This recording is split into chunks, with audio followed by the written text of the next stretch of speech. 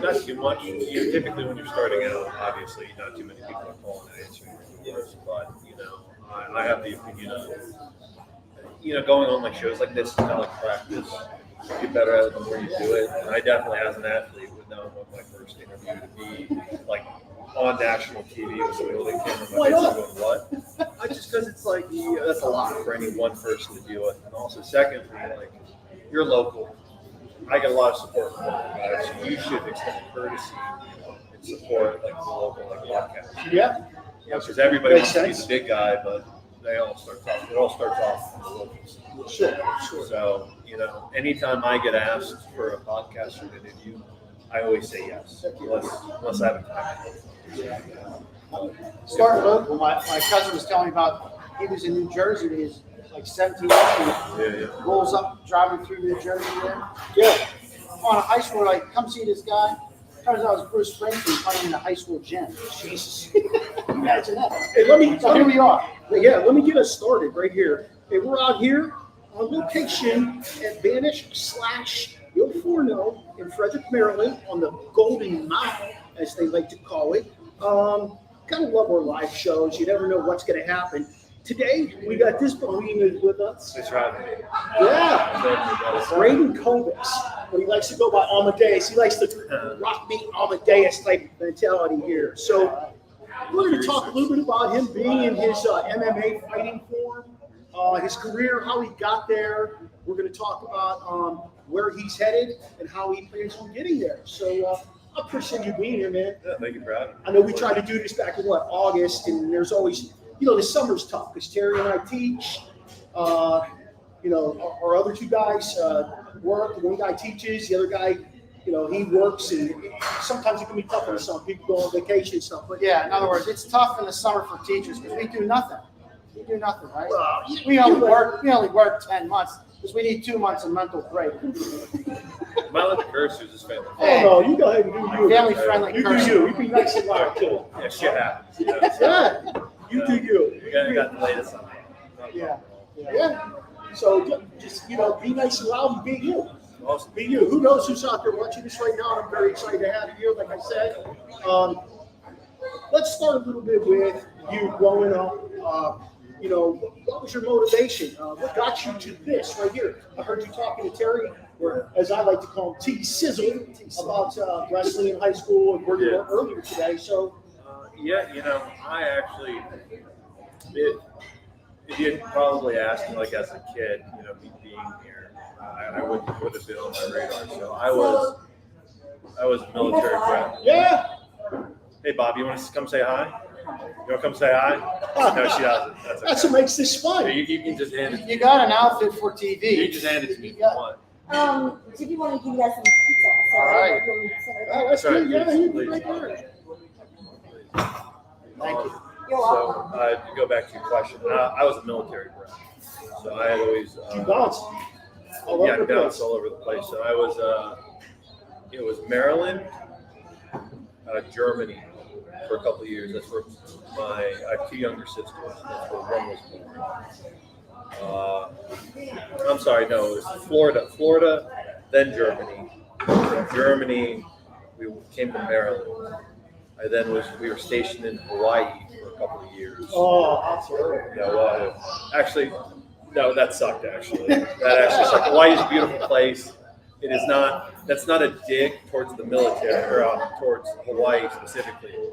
But at the time, being like military, where my father was, we lived very poor. So it sucked. We didn't have any AC in the house. We lived next to a dump, an actual dump, and Hawaii has these big, wind because it's tropical wind. So there were times where we would just come in. So that's contextual. That was not actually a dig on the island itself. Came to then actually moved back to Maryland. But no, every 3 years we were moving. Probably my first combat sport was karate, which was the most pacified version of karate, where you're just doing that stuff. No sparring. 10. But I quickly dropped out. So this was how? Maryland, did you say Yeah. Maryland's home? Since moving back here at 13, I've been here for 13 years now. So to me, it's home now. But if you'd asked me that question, like 10 years ago, I would have been like, no, this is just another like stop. It's now what stopped me moving around, and bouncing around all the time. My father actually skipped out on my family when I was 16. So that allowed us actually to like stay in one place, which was a blessing. So I was actually able to like cultivate, like friends here, family. Where'd you go to high school? Interests. I went to a band. Did you graduate from Urbana? Yeah, I did. You play football? I did. Well, that's Semi what, starter? I did play semi. Semi was a senior when I was a freshman. Oh, So I always hated football. really? Oh yeah, absolutely. Because everyone pushed me to do it. I could never organically come to like it. I can understand Because that. it was pushed on me. Because you got to understand, when I was, I believe, 10 or 11 years old, I was 6'1". I was gonna say, they see you walking down the hall, you're definitely on the Yeah, line. right. They picked it, right. Hey, you should play football? Yeah, Who that's- was coach then? Was it Cleveland? He was gone, right? Macarini. That's the question. No, he was. Shoot, I When'd only you played graduate? 2014. I do not remember. I don't remember because I only did it for a year. Okay. Freshman year, and I hated it. I Well, you absolutely played, hated it. yeah, you played JV or. To me, I actually found it extremely boring. I make the comment: the only guy who's excited on the football field is the center when the quarterback rubs his nuts for them. And like that's a personal thing. Like what I find fun and stimulating is people like hitting me in the face. Like that's like obviously unusual. So it's kind of an unfair opinion of me to have because most people aren't that like. But that's crazy. that's you. Yeah. That's what's interesting, because most of us on this show are sports, or are team-oriented sports guys. What got you into MMA then? It was one gateway drug to another. I switched over to wrestling in high school, and because I was able to like come to that sport on my own, I was able to enjoy it because I was able to engage with it as much as I wanted instead of like going out and trying to enjoy my weekend from practice and everybody and their mother coming up to me talking about football. Like it was smothering. Versus wrestling, I was able to enjoy kind of organically on my own. Thank you. From wrestling, after I graduated high school, I had a very successful wrestling career. Did you win a state championship? Not individually, we won my team. We won the tournament or the team duels my junior year. And then my senior year, we won. And my son's wrestling right now. He's 3 years in, picked it up as a freshman. It's like, as a team sport, it's just different. Right. But on and on, you're the only guy out there. You don't have any, there's no other scapegoats. Yeah. It's either you or, it's quite interesting the dynamics of being other players on the court, the field, wherever, versus just you versus the other guy. You know what I thought was interesting? You said you want to come by organically. My son is 14. He's played ice hockey and baseball predominantly since he was old enough to try. And he goes to high school next year. I was a high school football coach for 1,000 years. Head coach, assistant, coordinator, all that. And everybody thinks that my son's going to do it. Even my wife is like, don't tell him not to do it. And I'm like, no, he needs to want to do that. That's going to be something he craves to do because it's, in terms of practice and stuff, it's a different animal than stuff he does. Yeah. So I understand exactly what you're talking about. Yeah, we in the sport of MMA, we have a very like high turnover rate, and like that's something that specifically like the guys, because it's a tough sport. Like people are hitting you. It's like when people like leave, I go, I get it, man. Don't worry about it. Like I have no animosity about it. So Yeah, you can't. I just walked away from being a bocce coach today. It's tough, man. Yeah. Long hours. Speaking of tough, I was doing a little research and I was looking, and you're talking about your trainer making you do some weird shit. Yeah. That's hilarious. Your captions. What's a typical day look like for you in training and getting ready before your matches? Yeah. I personally advocate. Not that I don't have like a camp time where things are more intense, but you know, I personally believe if you're doing this with how intense it is, you should almost treat it like you're always doing it. Now, I want to be careful when I say this. I'm not advocating for like killing yourself because you know it is like it's a sport. It's an art. It's an artist. If you're throttling at like 100 miles per hour, the car will eventually break down. Right. Yeah, of course. You know, and to be mindful of injuries, emotionally, spiritually, like burnout. So I'm not trying to advocate, go 100% all the time. Anyone who tells you that is probably not a professional athlete.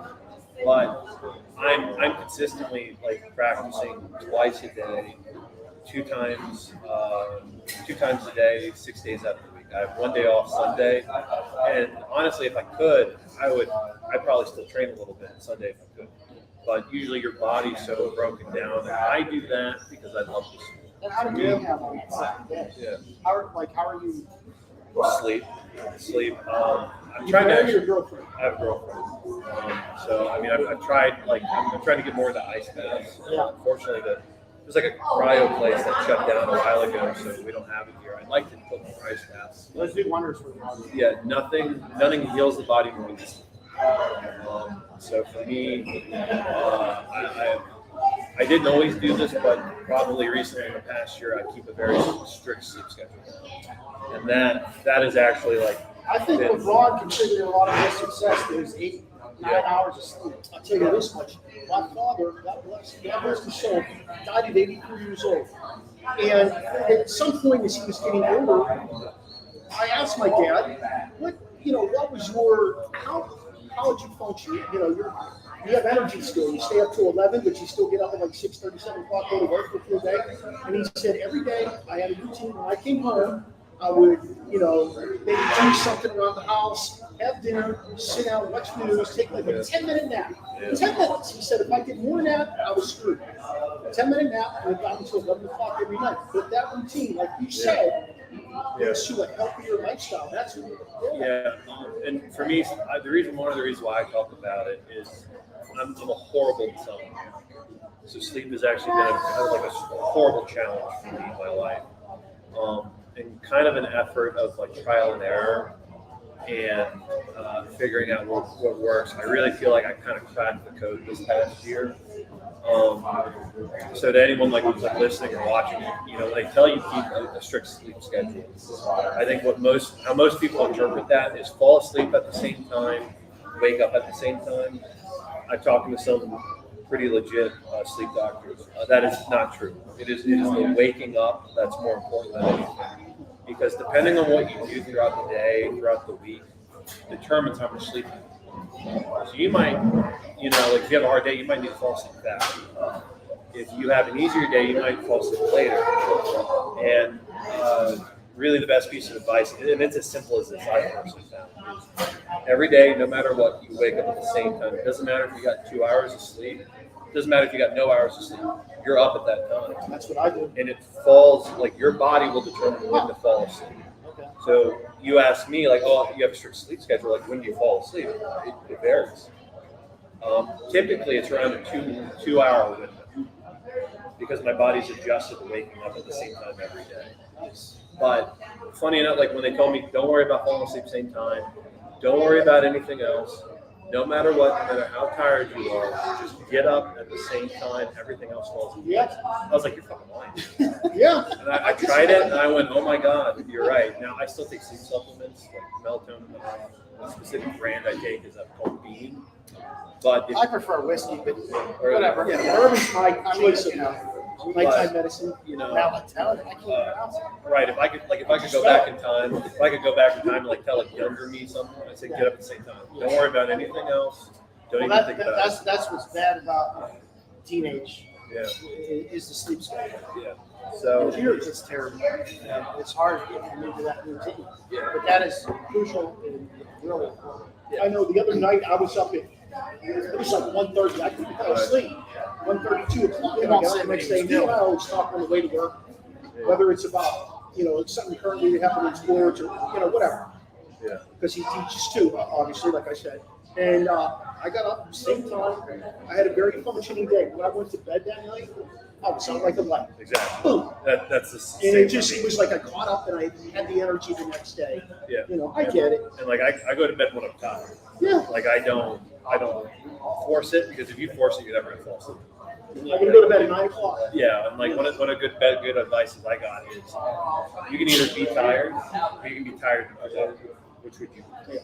So I always go to bed when I feel like I'm starting to doze off. But to answer your original question, like what does my day look like?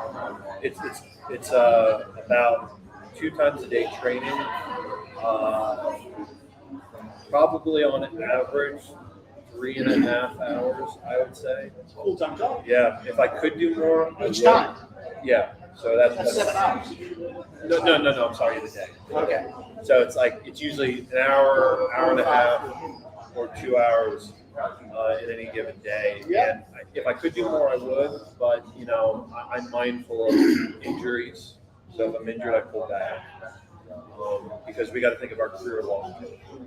I've seen a lot of guys push to it, and this is why I advocate don't think of it like you're pushing it 100% every time. Your body will break down. And you ask any like high-level professional, they don't do that. And when I was younger, I didn't really understood that. And then when I got more skilled at my career, and I would go to these high-level gyms, I kind of realized, oh shit, they're kind of doing the same thing I'm doing. Sure, their experience, their knowledge, their technical ability is better. But I think if you were to ask any young American, what do you think training camps like in Russia? They're thinking oh, they're killing themselves every day, the bodies are just falling apart. No, actually, Russia, their training mentality is very long. That's why they're so successful. So I do this because I enjoy it. If you're the type of person where you hear that, and there are guys in the sport I've met, they go, that sounds horrible. I go, yeah, it's not for you. It's not. I'm sorry. You don't have to be a fighter. I do this because I enjoy it. It's no different than the guys who sit in front of a computer screen coding all day. That to me sounds like torture. Oh yeah. You ask them, they love it. Yeah, that's their thing. That's their MO. Yeah, and the thing is, you can't choose what you enjoy. It just comes. It chooses you. It chooses you. Yeah. So that's why, when people say I don't want to do MMA, I never held it against them. I say you're probably smarter than I am. You think I'm in this for the money? No, this is a horrible job for money. I do it because I enjoy it. And really, there's no logical reason to do this. There's none. What's the most visible lesson you've learned thus far as you've been in the sport? Specifically MMA or just combat sports? Okay. Yeah, whatever one you want to talk about. You had to learn a lesson that has stuck with you and maybe changed your whole approach to everything you do. Yeah. For me specifically, I think combat sports largely, it's the idea of persistence. The concept of every day, frequently you're chipping away at it. The big epiphany moments where you're oh my God, I see it, the stars align. Those are few and far between in any career. MMA is no different. But the value of, you know what, I'm gonna keep on this task, even though for me personally, half the time I feel like I'm not making any progress. Because I tend to be, I'm a perfectionist. So I've had people, when I'm doing this, they're watching me, I'm fuck, God damn it, fucking idiot. They're are you enjoying this? I'm yeah, why? Why are you asking me this? They go, are you sure about that? You don't seem to be very happy. I'm I'm fucking happy. Why are you asking? You saw my son playing Fortnite. Yeah, exactly. And that's kind of the fun addiction aspect of it. Yeah. But the idea that, listen, it's going to frustrate you. Just keep at it. You'll see the value of it down the road. It's not the end goal. It's the journey. Yeah. You trained with a boy named Island last night. Yeah. Austin. He's a great kid. His mom teaches with me, and it's hard to believe he's a high school kid, and he just recently graduated. No, we've been training together for almost 8 years now. It's unbelievable. Yeah, I started my jiu-jitsu career. He was crap. He had to be 8 years old. Yeah. or 10. That's his So MO. I've grown up. I've seen him grown up. He's a great kid. He's so gifted, talented. Like he gives me a hard time where we spar. He does. He's in high school. Or did he just graduate from Oakville? No. I think he's at Ligonor. Ligonor, Actually. yeah. I Is he a think senior? he actually just graduated. Yeah. I believe so. Yeah. I never. I don't know. Usually we talk about it.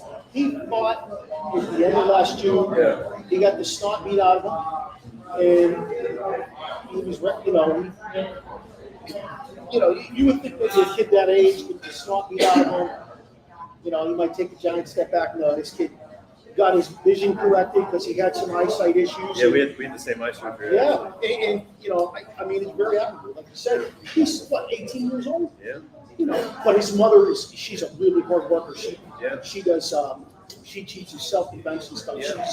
She's very physically fit as well. No. Yeah, and I think he's probably at the precipice of like a similar lesson I learned, where like you take those losses very well. And this is why I talk about the idea of persistence, because if you want to be successful in any career, if you want to make it to the top, you have to be willing to suffer the setbacks. Because you're right, like at that moment when that loss happens, it is like the end of the world. And the thing specifically with loss, the reason why it hurts as much as it does, is it reminds you of all the other times you've lost. Like wins are seen. Right. Losses, they're chained together. And what has personally pushed me through moments of like, I shouldn't do this, which I know as like an athlete, especially professional, and a lot of guys know what I'm talking about. I don't know a professional athlete that has not felt that at some point. Even if their career or their record's great, setbacks due to injuries, setbacks due to they can't get fights, financial issues. I think if they're telling you that, they're probably lying. Which, okay, they want to make a name, they want to have a brand, whatever. But like, if you're having a candid conversation, I can't think of anyone that has not had that thought, which is why I talked about why I brought up persistence. Because that's a singular moment in time. You feel this way now, but like if you stay the course, you're gonna have a lot of like wins in your life. I mean, you guys are married, right? Yes. Yeah. So Happily married. right, think about 20. when you're together that long with somebody. I've dated my girlfriend for almost 9 years. Is she waiting when you busted out the ring? It's financial. She's in grad school. I'm trying to get this done next year. I gotta get a house first.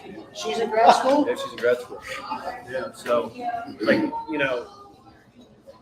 we've been together a long How time. old is this? Almost your age. Right. Like you guys can't it's very normal. And I think it's something we should talk about more. It's kind of touched. Like when you're with somebody that long, you'll have doubts. You'll have questions of like, man, should I be doing this?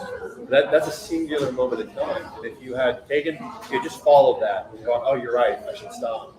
You wouldn't have this relationship. You wouldn't have had kids. You wouldn't have this like house. The idea, I'm not trying to advocate for being stubborn. It's sticking in a bad situation. You should be objective and to be able to evaluate when changes need to happen. Yeah. What I'm trying to advocate for is don't get discouraged with setbacks. Keep Setbacks going are because going to keep you focused on goals. Yeah. At the end of the day, hey, let's do this. Let's talk about phases of a fight. From anything from you coming out to you winning or losing a fight. Yeah. And you tell me where you're at mentally during these times. So you're coming out, you're getting yourself all loosened up. What's going through your head as you're heading toward the ring? I personally hold on. advocate What music are you listening to? What hypes you up pre-fight? What are you doing? always Eminem. Eminem. There you go. All right. That's what hypes the Detroit Lions up. Yeah, well, I also have daddy and mom issues too. So like I like as a white kid who's like, no, fuck this, I'm gonna go buy this stuff. Which I had a lot of like people tease me about, but I just don't. You want to see your dad's face when you're smashing somebody into the ring? No, I haven't seen him in the past 10 years. But I mean, you envision that because you're pissed off. At times, Is that the hostility you bring to yeah, at times I usually go after when I go, hey man, thanks for the therapy session. He goes, what? And I just walk away. I don't talk about it anymore. I go, yeah, thanks man. You really did me a solid. He's like, what the fuck are you talking about? But going back to your original question, when I personally think about, I try to empty all of it and just be in the moment. One of the best pieces of advice I got for how to tackle competition, John Danaher had spoken. When you go into a competition, it's very easy to get caught up in the spectacle, the lights, the music, the crowd. But like that's the smoke and mirrors, the aspect. At the end of the day, to me, it's another day at the office. You know, That's when your I'm job, in, right? When I'm in the cage, it's no different than when I'm in camp. Like I spar weekly. I'm doing these drills every day. So, you know, and really, like when the bell goes off, I'm not aware of the crowd. I don't hear them. I have a hard enough time hearing my coach because you're so focused on what's in front of you. And I don't even notice the crowd. Like I couldn't tell you. I mean, like there are moments I can like remember when like maybe the action slowed down and I maybe saw somebody in the crowd. But like largely I don't. And I think when you get caught up in that, for most people, it gives you anxiety. You're going, oh God, everyone's looking at me. Yeah. And that's a distraction. I forgot to take my Xanax. Yeah, right. That's a distraction. The one thing you don't want to be in a fight is distracted. Right. And I've had fights where I've been distracted. Those girls walk around with those cards. How can you not? I don't even look at them. I don't. Okay. If they came up behind me, I'd like punch them in the face. I'm in work mode, dude. Like, get out of here. No. Yeah, I'd stiff arm them. I'd stiff arm them to the fence of the cage if I had to. Like, no, I'm here to work. Like, you know, they're for the crowd. They're not there for me. Yeah. I don't even like at the end when they go to like take a picture. Like, Your girlfriend loves that. Or like I'm bleeding, I'm sweaty. Like I don't want to Stink like hell. Yeah, I don't want to touch you. Like I'm not. Give me my check. Give me whatever $20 trophy you printed out. You took from your kid probably. Scraped off the little like plaque that says like, you know, oh, participation. Put the MMA one on and you're handing it to me. Just give me that. Let me go home. I'm tired. You know, it cost me a lot of money to come out here. You know, let me have my moment. Let me fucking leave. Like I got like, you know, I go home and I sleep. Like, everyone goes, what do you do after the fight? I do the same thing. I go home, shower, and I go to bed. Because I'm tired.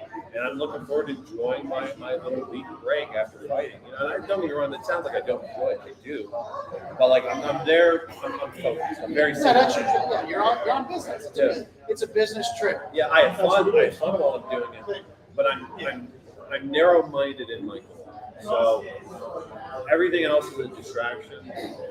Like focus and really like when I've listened to high-level guys talk about it, I've really heard that consistently across the board. Some athletes I have heard, they feel like they need to rise to the occasion and they get caught up in that. They hear the crowd, that excites them. Some guys will talk. I found that that's a minority. Most guys aren't like that. The famous Kobe Bryant. Yeah. He would record. He's like, I just try to ignore it. He's like, I just try to be in the moment. I'm not thinking about my record. I'm not thinking about what. I'm thinking about doing the task. And for me, despite how young I am in my career and how early, I found that to be the most beneficial. That's like the baseball movie with Kevin Costner as the pitcher. Did you ever see it? Yeah. It's like shut out the music or shut out the noise, and it went. And all he could see and focus on the catcher. And That's difficult. to do that is extremely hard. That's difficult. And absolutely, if you can do that, that's awesome. That's the way I coach, though. I mean, I'm not going to lie to you. There's all kind of shit going on around me. Oh, yes, parents. You know, like, I don't hear any of that. I don't hear any of that. I get that. Now, let's say you got a dude down in your well and on. Okay? What's where you at? Where you at mentally? You want to well this dude? What are you thinking? Usually I'm focusing on what he's doing. Yeah. At first I tried to go like there's one fight where I just kept wailing on the dude. I'm like, Jesus, dude, can you just like give up already? Like I'm starting to get a little tired, and I was getting frustrated because like the ref, he turned it away that he wasn't doing anything. I remember hitting him, kind of like looking at the ref, going like, dude, you gotta call this? Like he's not doing anything. Like I'm kind of getting a little tired of this. Now I'm kind of like I try to just enjoy it. Because again, like combat for me is fun. So I take a more, instead of like rushing it, I take a more like, all right, I'm going to have fun with this. So it's kind of like pop, pop, pop, and we see an opening, it's crack. Okay, pop, pop, pop, crack. And that's what I'm looking for. So it's like I envision like I'm like a bird of prey or something. I'm just kind of waiting, trying to wait for the right moment, like snatch it when I see it. And that for me is fun because now it's a game, right? But just wailing on you when you're going like that, you're just gonna tire me out. Like you're not, you know, it's you see this in boxers all the time. You know, Muhammad Ali fought the great George Foreman. So like, come on, George, like hit me. And, you know, I think it was third or fourth round where it was Muhammad Ali was like, "Is that all you got?" And George went, "Yeah, dude, like Tired, I'm freaking tired." That's because he danced the whole time. Yeah. So now I take Looked like a butterfly, sting like a bee. you know, I take the approach of like fighting is a process. We're here to have fun. We're not trying to rush it.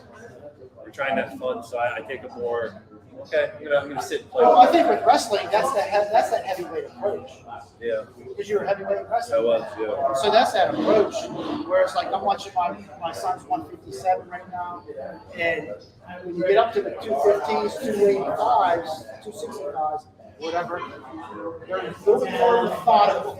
Yeah. And I don't want to say so methodical. Yeah, well, And that's a great analogy. yeah, early in my career, this was like with hindsight, this is freaking stupid. I used to look at all like the little guys and like, man, their cardio is so much better than mine. They're doing all this stuff.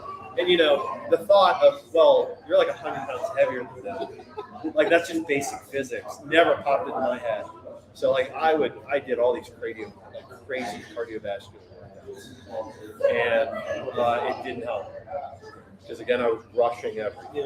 Yeah. And it's like at this weight class, you kind of have to. That goes back to your trainer knowing what's right for you. Yes. And you know, like I'm not a personally, just for me how my body type works, I'm not a sprinter.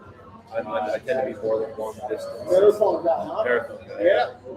And I personally I find that to be more advantageous. I mean, I sprint to the bathroom and I train for a Did you get a marathon. beer? Train for a marathon. Anyway. But in terms of a marathon, I mean, your training has got to be that way too. Yeah. So when you're training, that's why you approach it where, okay, I'm not feeling up to par today. I feel like I'm hurting in this area. Yeah. You know, that's part of, you know, marathon runners go after that. Yeah. Well, like early in my career, I used to think like, oh man, fighting is this explosive sport. I got to do more like hit training. And it's easy to like kind of fall into that trap. You see these big moments of action where they're cracking on each other, and they kind of like break for a second as they blitz in. And that's easy to fall into that. But like when you're in the fight, and like you kind of stop and think about it. Like high school wrestling, at most, is like 6 or 8, maybe 9 minutes. Yeah. You're like in double overtime. Yeah. Which is very rare. And I think maybe I was trying to like go back to what I did. But you got to think of the highest level of fighting, that's 15, 25 minutes. Yeah. It's close to half an hour. That is a sitcom. You can sit and watch a whole sitcom. Yep. And that's not including the breaks. The neighborhood. Or yeah, you hear that? Like you got to think with the breaks because you got a minute break that's 30 minutes. Yeah. You know, Yeah. that's a decent amount of time. So when I switched over to hit training to like long distance running, I was like, oh wow, this is like my car, like the change I had in the sparring were crazy. It was a ridiculous improvement. Yeah, and that was one of those things that like I didn't expect it to be as beneficial as it was. But now I'm like, oh man, I was wrong. Like I wish I could go back in time and go, Raiden, you idiot, stop doing all this hit training. Do some long distance running, and I would have been like, well, why the fuck would I have done that? I would just shut up and listen. Yeah, you're going to contest it at any point in time. Yeah. Ray, where are you at when the tables are turned and the dude's weighing on you? Where are you at with where you? Get the fuck up. Huh? Get the fuck up. I mean, you're like, Oh, there's I'm no not- other. yeah, I'm not- What's the alternative? Yeah, I mean, fighting is like one of the most free sports because like when you're in the middle of it, you're not thinking like, man, I got to do my taxes later. Like, you know, oh man, what am I? You know, my milk's gonna go bad in the fridge soon. I gotta run out to the grocery store soon. Like, no, I'm gonna get this guy off of me and stuff. I'm gonna take his fucking leg with me. You know, that's how I think. And his ears look great, by the way. He doesn't have Yeah, that. I'm super He doesn't have that broccoli You got a ear. nice flow with the I'm hair. super pissed Yeah, about he's- that. That is like a moment. Is that like a That's an red insecurity courage? of mine. Yeah. Yeah. You got that, and you know you're in. Yeah, I had a training partner punch me in the ear one time. I let him just clock me as hard as he could in the ear, and my whole ear turned black. I went, finally, this is my moment. I'm gonna get it. Never happened. It's like if you got that, you're in. Is it Yeah. like, Cauliflower ear, baby. No, I'm pretty upset about it. Fingers crossed one of these days. Speaking of just clocking you for the fun of it, did you ever slap boxing? Did you ever what did you Slap? The slap? Just Oh, they do that shit in the hallways of my school. yeah, just sit there and smack each other? No. What no? Why would I do that? I don't know. I've been watching it on they have it Oh, on ESPN. you mean the actually? You stand there Yeah. and just smack the Fuck shit yeah. out of each other. No, Okay, why now would I it's do my that? turn. That's That's ridiculous shit. That's free brain damage. I wouldn't have done that at his Yeah. age. And like, sure, that's like, you can be like, well, how is it different than your fight? Like, in my sport, like, the objective is to not have that. Do you know how much time I spend in my defensive skills to make sure I don't get hit? And it still happens. And now you're saying, forget about all that. You're like, no, I would never do that. So that's, what do you put more time into though then? Do you put it more into the defense part of it or the attack part of it? Defense wins championships. That's a good Oh, question. yes. That's a good question. I don't. I would say like largely it is probably offensive, right? You said you want to fight. fight. Yeah. You want to fight your fight. You don't want to let the guy get his offensive. So largely anyone should be training offensive, right? Because if I'm hitting you, what are you not? You're not hitting me. Right. So largely it should be offensive. Now you should not. 60, 40, 70-30. I would say, I want to say 70-30 probably. But in a lot of our, this is why that's a hard question. In a lot of my offensive drills, we practice defensive skills additionally. So I'll give you an example. We'll do a combo. You and then- can try it out. Yeah. Just show us. I was hoping to give him an arm ball. Well, it's like boom, boom, boom, and then like, my trainer, whoever I'm working with, will sort of hit me back, and I have to pull or I have to cover. So like that's 75-25 split in that one drill, which I think is close to 70-30. I marked, but like in the offensive execution of the move, we're anticipating and practicing a counter. But When you picked your coach, so were you looking for something specific that he liked to emphasize to fit you? Then, was he a defensive kind of guy, or was he? You're talking about my MMA coach? Like, Yeah, what's he value? yeah. Like when we first started working together, it was I had friends that had trained with him and spoke highly of him. So that's how I went. So I was trusting the recommendations of my colleagues when I went to go work with them. Specifically, my coach. And this is where I think offense and defense, we tend to think of them as like a binary sense. Sure. But I don't advocate for that. I think it's actually they go hand in hand.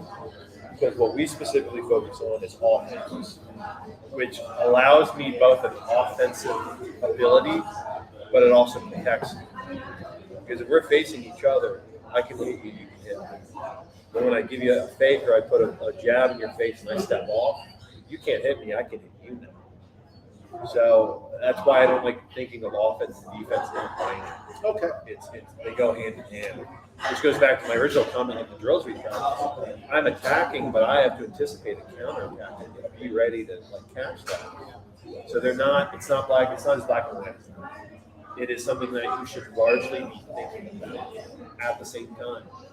When you watch a fighter, he takes a kick and he catches it, pulls it across, and goes a trip. That's both an offensive and defensive move. Yeah. So it's not that simple. It largely, like when you're learning it is that it appears as such. When you really kind of get down to the details, you're like, oh no, not necessarily. It's two sides of the same coin. It's all situational. Yeah. What he's doing, he has something in his head because his trainer might have taught him something else, Exactly. and your guy's teaching you something else. Yep. Correct. Kind of, in theory, similar, but there's different approaches to it. Like you don't think of it as, oh, this is offense time, now this is defense time. That's a football thing, right? Yeah. Because of how the game is. Yeah. How the That's game is what I guess played. where I'm at. Yep. Right. Exactly. No, it is. Now it's this turn, and I'm trying to be on the line. Yeah. And depending on what's happening, I'll lean to either side, but I never try to lean one side. I never take a foot out. I always try to stay somewhere in the middle, and I'll kind of lean depending on what's going on to one side or the other. But as soon as I kind of take my foot off one, that's usually when bad things happen. But to use set toe, I mean, your goal is to come right out, set toe. Yes. Make him adjust to you, right? Yes, because the fighters who I look up to, they are the ones who are going for the kill. So who do you look up to? You were just saying you were at a seminar. Yeah. And is this someone you? Yeah, Alexander Romanov, 100%. Yeah. He's a fantastic. You said 13th in the He's world? ranked 13th. Yeah, at heavyweight division. He's UFC right now. Yeah. He's a great guy and he's a great fighter. But you know, like my heroes growing up, they're like George St. Pierre. Oh my God, Like the finishers. You know, I like John Jones. Not so much as out of the ring. Bones Jones. His fight, like him as a fighter. Right now, who I really like is actually Corey St. Because he's like the artistry of it. But like if you want to go to like any sport, for example, boxing, which I'm generally casual with because I'm an MMA athlete first. Would you do the crossover? I personally wouldn't. No, I like the uniqueness and the variability of MMA, and also like if I did, it just wouldn't work out. Yeah. Because that's something that you gotta you should have started way sooner. Right. MMA, you can play with stuff. You can go start MMA very late. Because your skill as an MMA fighter is not how good of a kickboxer, how good of a boxer. So you're saying there's still a chance for me? Yeah, you could if you wanted. In the older league, not for. Hey, we got room here at Vanish. Come on out. We can see these two roll around the floor. There's plenty of room. Dance, MMA. Yeah, I mean, Get some pizza and fresh beer. It's incredible out here. We're interviewing Raiden and what we got next? What do I got next? What do you got next? Well, I think we're going down a great path with what we're asking him, but at the end of the day, like, in terms of your mental toughness to keep going after you lose a fight, in terms of your mental toughness after you reach some goals, like, how do you reestablish to keep going? Like, I think that's really critical for people in sports because, you know, you might get to the top of the totem pole, what you're trying to achieve, but you know that there's more to get to. So how do you promote Sports is the ultimate life lesson. Yeah, Because it's about life, like you were sharing earlier. It's about life, and I've been trying to teach my son that it's about life. He's getting and things that you're learning in these sports. He wrestles and he loses, and his head's down, and I'm like, he's frustrated. And I'm like, it's about perseverance. He doesn't want to go down. Like it's about fighting back, and that's what we're trying to get to, right? To go off your question, I think this works for both losses and when you meet goals. I've largely found that when you have what I call like milestone goals, which is, I want to be like 10-0. I want to be a UFC champion. I want to be in the UFC, whatever. These are like clear milestones. I want to win a state tournament, whatever it is. That always sets you up for failure. Because that is a finite goal. Okay. So for example, you could go into things, if the goal was to become a state champion, you put in all this time in the sport. You make all these sacrifices, your skill in the sport grows to the best of its capabilities. You go to the finals, you lose by, you could be a heavily contested match. You lose by a point. You failed. You failed in that goal. Like, think how depressing that would be. Like, what about all the skill you grew and cultivated? But do you succumb to that pressure? Well, that's the point. Yeah. If you have that milestone goal, that will always set you up. If your goal is, I want to be a better martial artist, I want to be a better competitor, I want to be a better that's infinite. You can always keep improving. So for me, that's what makes like the losses better, because it's like, this sucks right now. And if I had the goal of, I want to be undefeated, now it's ruined. I could never achieve that, and like, what am I going to do? Okay, do I quit? Because now that goal is unattainable.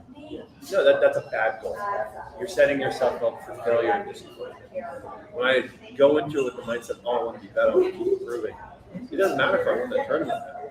And also, additionally, it doesn't matter if I do win that tournament. Because let's say I was successful in that milestone You're getting a $20 trophy. Yeah, right. Well, let's say I was successful. Right. Yeah. Well, let's say I was successful with that goal. Well, what the fuck do I do now? And like you hear a lot of this with like people in people who write books. They want to become like a New York Times bestseller, and they hit it, and now it's like, well, fuck, what do I do now? Yeah. And they talk about how they go into this huge depressive spiral because now their life has no purpose. But when I go into the goal of I want to keep improving in my craft, no matter what. That's infinite. That's never going to stop. I could do that for 1,000 years. Yeah. What's your ultimate goal then? I'd be the best martial artist I could be. That's You it. personally, Yeah. not the best martial artist ever, but you personally, Yeah. the best you could be. Yeah, I well, love the way you live your life. What I'm learning about you as a young man is that you live one day at a time and you take what's given to you hold each and every day. Hold on. I'm very largely hypocritical because I So also. the girls watching this is what you're saying. I'm just saying, like, I listen. She will. She will. I'm preaching this to people. I've heard it. They even told me, like, listen, I'm saying this because I also need to hear it. Like, I also fall into the same traps. Like, I'm not like, don't go into this thinking, man, Raiden's mastered his mental aspect. Like, no, I haven't. I still, I'm 27. You know, like, I have moments where I'm like, man, I want to be the best in the world, and I'm like, well, who decides that? And the times where that was my goal, things worked out very poorly. Sure. Because I was trying to be perfect. Because if I'm the best guy in the world, I can't have any flaws. Yeah. You know, that's Even so. those guys have flaws. That's my point. The best. Yeah. You can't think like that. The best had said Yeah. that. The best thing. That's my point. You can't go into it with that mindset. I'm speaking from experience. I've tried it. It doesn't work. You just focusing on being better. That's what gets you through the How hard. long have you been in this? MMA 4 years. So Raiden, Combat sports since I was 13.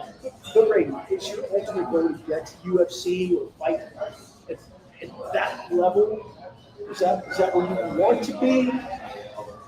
Like, yes and no. That is what I want. To say that that's not a goal would be just a straight up lie. What I try to tell myself is like, okay, that's a lofty goal. There's nothing wrong with striving for that. But that's not the ultimate. That's not why we're doing this. We're not doing this just to make it to the UFC. Because if I judge my whole career off of that, that's why I think I'd be setting myself up for success. Because let's say UFC doesn't happen. Let's say I go into PFL.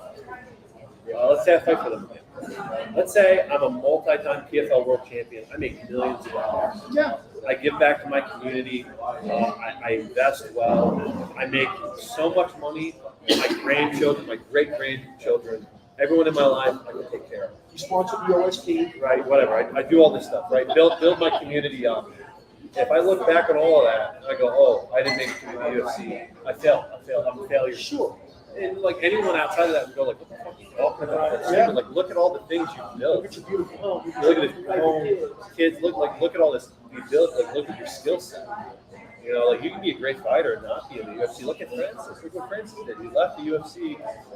He, had a great fight against Tyson Fury. It kind of doesn't even matter that he lost. Yeah. But like, look Not down. but like, if he had the goal of I want to be a multi-time like UFC champion and I want to break all these UFC records, like his career then is technically a failure. But like, no one's looking at him going, oh, that's my point. That's why you have like the words you use are very specific. Yeah. So that's why I don't like milestone goals, and like to say I don't have them is a lie. It's okay to. I think it's okay to have them, but you don't get set, right? It's not like ultimately why you're. Milestones, but you have benchmarks and you have incremental. I think the benchmark is more. We got A very important goal, like the benchmark, like, okay, you're training to fight your next fight. That's your next benchmark. Yeah. And winning that next fight Yeah. is probably more important than the long-term goal, because by winning that next fight, it's going to take you to the next step in where you're going to be ultimately. And you're right. It doesn't mean you have to go to UFC. Dana White doesn't have to hang out and Vanish and talk with you. It's all about where you see yourself being at the end of the day. I mean, he's on the show next week, but we'll do a plug for him. Yeah. There you go. I mean, let's do this. Let's talk about something you would tell 12-year-old Brady, and then let's go to the opposite end of the spectrum. You're 27 years old. Let's go let's go 23 years ahead, and something that your legacy will be as 50-year-old Raiden. That's impressive that he did the math. I think- I mean, That way. 27 plus 23 is 50. Well, let's say, especially for a football coach, Whoa! let's say that's 12-year-old Raiden. I think it would be. If you want the honest answer, it would be stop being such a little cunt about stuff. Go to therapy. Just go to therapy, get your head right.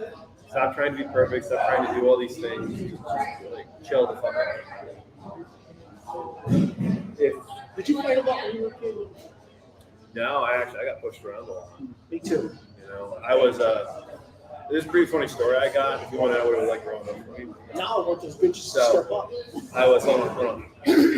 So every day when I was a little kid, I got bullied by this one kid, mercilessly, right? And I never understood why.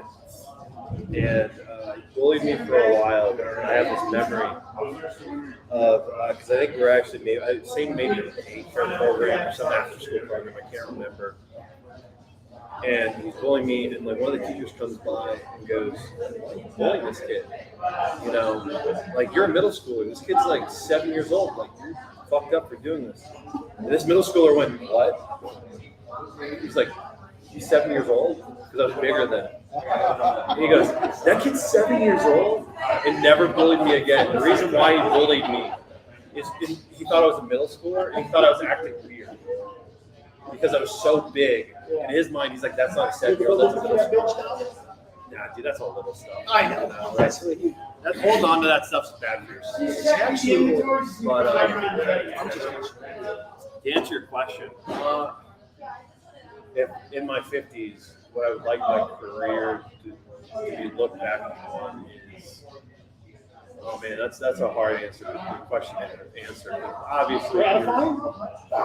I think gratifying, but I'd like to show that the value of like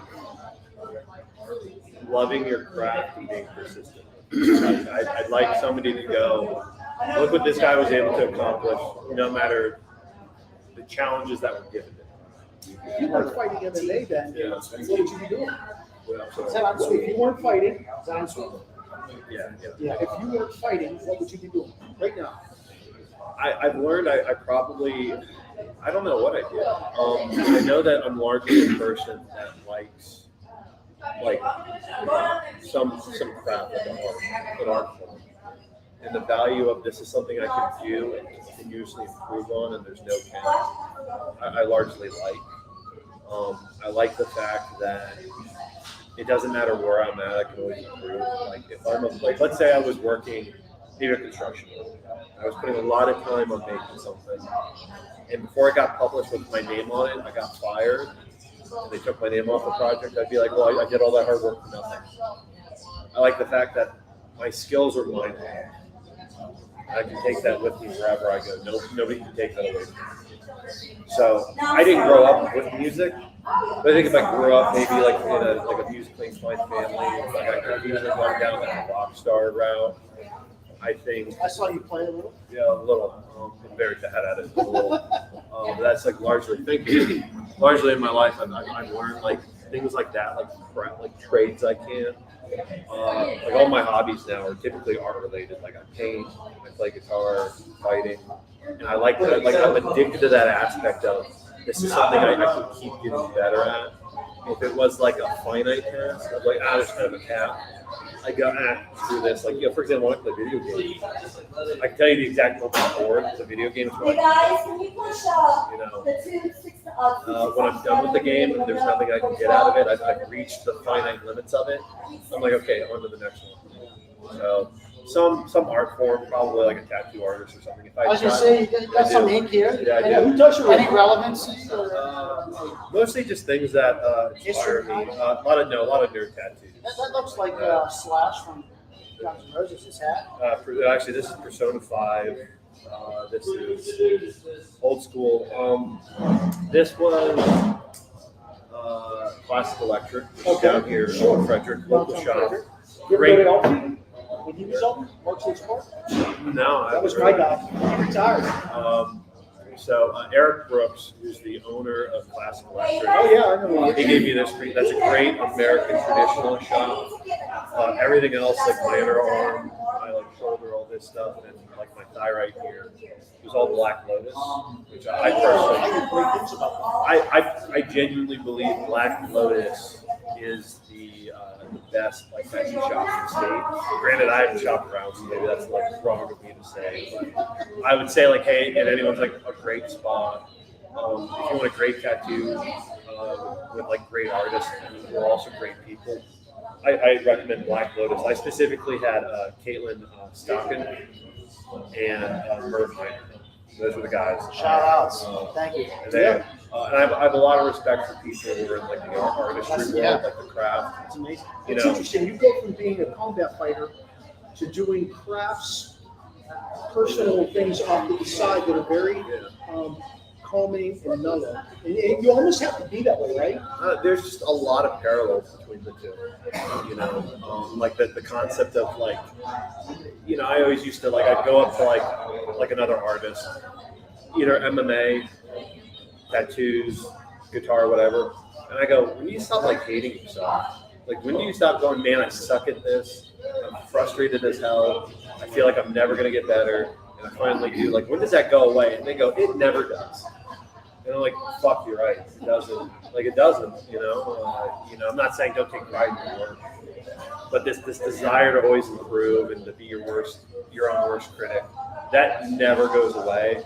And your best luck is just to manage that. It's your passion for whatever you're doing. And I feel the same way about my craft as a teacher. My craft is working with young people. Yeah. Wait till you have kids. Yeah. Right. Like, you know. At the end of the day, that is the biggest challenge. Really. Hey, you rather get the ring than have kids. Yeah. No, I would. You're right. I can just. You got to understand. My problems are simple to solve. I just hit them. Hit them. I did a little MMA when I first started teaching. Those first graders were tough. They had me in an arm bar and hit me in the crotch. There go you. Oh, no. Kids are We talked about Austin, like Austin Eiler, man. That kid kicked your fucking ass. He gives me a hard time. I'm like, I got 100 pounds on him. I'm like, Jesus Christ, dude. That's impressive to hear. I can't wait to tell us more on Monday how highly you spoke of him. Hey, I want to thank you for hanging out with us. Yeah, this is awesome. This has been an awesome conversation. Yeah, of course. Long way. When do you We've fight been next? looking forward. When do you fight next? Trying to finally figure that out. I have had horrible luck getting fights. The past year and a half, I've had 4 cancellations. We have a couple guys who kick the shit out of you. Yeah, I got I this would one love to to. Rasheem who's on the show. Rasheem would love to see I him. would love to. It's just, listen, I would love to know. I got to get these people. I got to get these people just to show up, man. That's the hardest thing. I saw him get canceled. Yeah, 4 in a year, past like a year and a half. What does that mean? They're like I had 4 cancellations. backing out? Like, Yeah, I don't know. I had 4 cancellations for the past year and a half. All of them happened a week prior to the event. So there's nothing you could do. No. And like, mind you, You like, can't even contact. Hey, No. come on. no, and like, mind you, they all had like more experience than I did. So, like for me, I think this is just one of those. You get to any craft or any art, any skill set, any business, where there's this kind of level of gatekeeping. And like I've been having the hardest time getting fights. And I've had a lot of time wasted because I had people sign fights and then they pulled out. Because everybody wants that perfect record. Everybody wants X and Y. And I just went, you know what? And this is why I talk about persistence, because you're right. Like, I could easily quit now. I have a justifiable reason. I go, it's not for me. I put a year into this. I haven't gotten anything out of it. I haven't had any fights to really show for it. But What keeps you open then? my goal is being the best martial artist. It's not about like There it is. it's not about the milestone of getting these fights. It's about my craft. And like, you sure it sucked. I'm not going to sit here and say like, oh, it hasn't sucked. I'm not saying that there aren't days where I'm so mad. Whoever's in front of me, my sparring partner, who I love, I forget about it. I go check beat the shit out of them. Right? Yeah. There are days like I'm driving down the road and I'm like, I could just run this motherfucking road, rip the door off, pull them out of their car in front of their wife and kids, and just beat that living fuck Bro, out. that's me every day. we feel that way going down 270. Like, I mean, I'm talking to him on 270. He's like, dude, Yeah, like It's like playing Mario Kart in 2 seconds. it's the ultimate blue ball. It's the ultimate blue ball. Like when you have a fight coming up, the guy pulls out and he doesn't give a reason. You know, like how many homicidal thoughts I have at any given moment.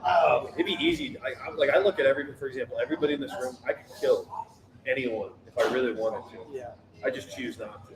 Thank you. I appreciate that. And like that's like you just got to keep it in. You gotta like repress that and go. Listen, that's fight time. And to answer your original question, like I'll fight when someone fucking decides to show up. And very few people have. I've had a couple of opponents where they have. And listen, anyone who shows up when they sign the dotted line, they get into that case, they deserve the respect. I've had people do that. But largely, in my experience, I've had so many people pull out. I saw that. I was wondering like why or how.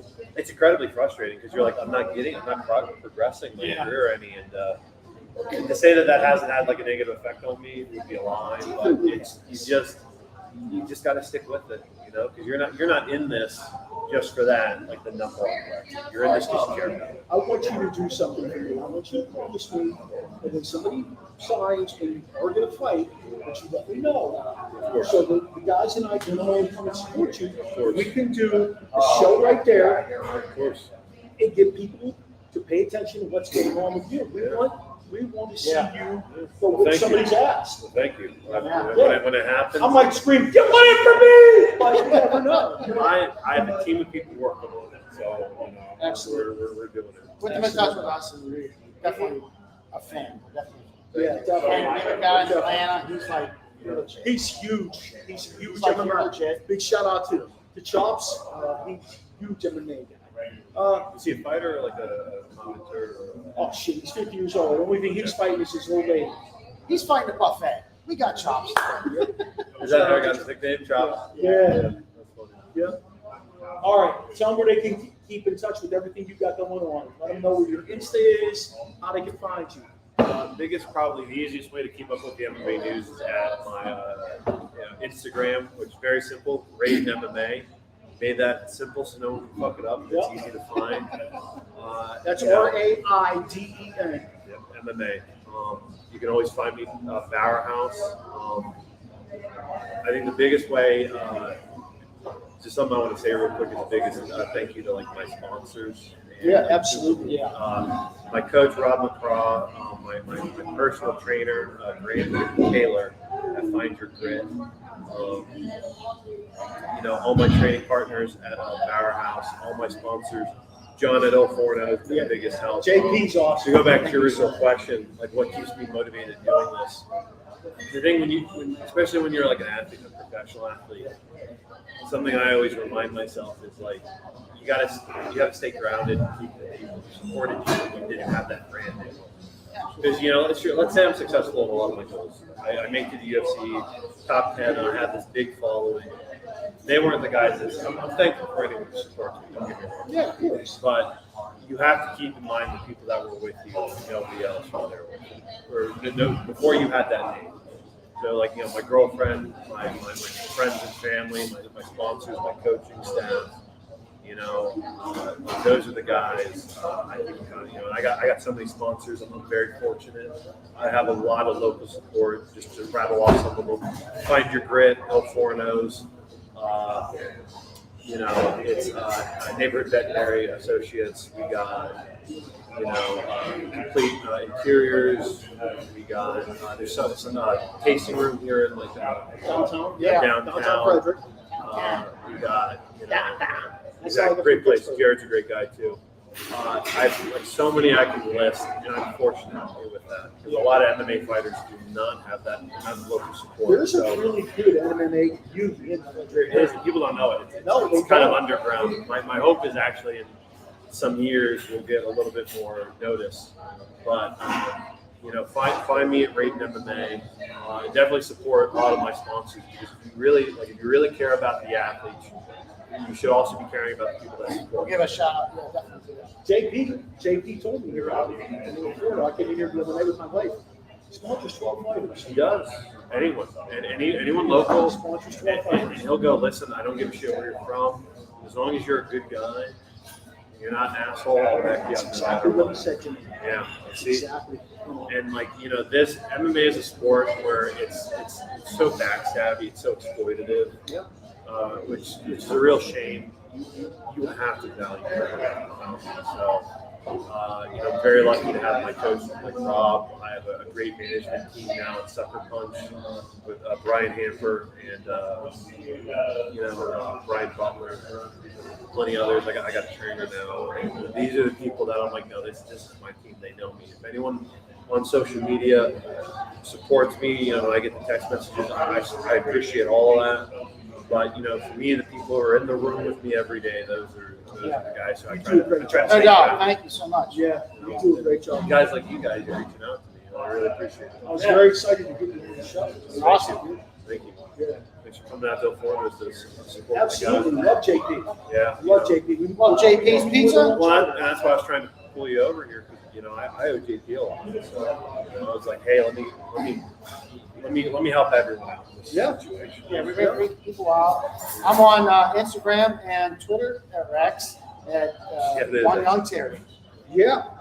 Sorry the rest of the guys couldn't make it this weekend, but Michael Chops Mills is at the Real Big Chops on the X. You can find Coach Noob on the X. Rasheen, the Real Deal Hill. You can find him on Facebook and Instagram. Connect with us here on the Original Sports Podcast with Mark Maradei and the Barbershop Crew. You can find us everywhere that you're looking for us, okay? And all our shows are on our networks. You can find us on Let's Talk Sports, Sideline Sports, and now on Manning Media Solutions. Thanks, and we'll see you on Tuesday for our next show. All right.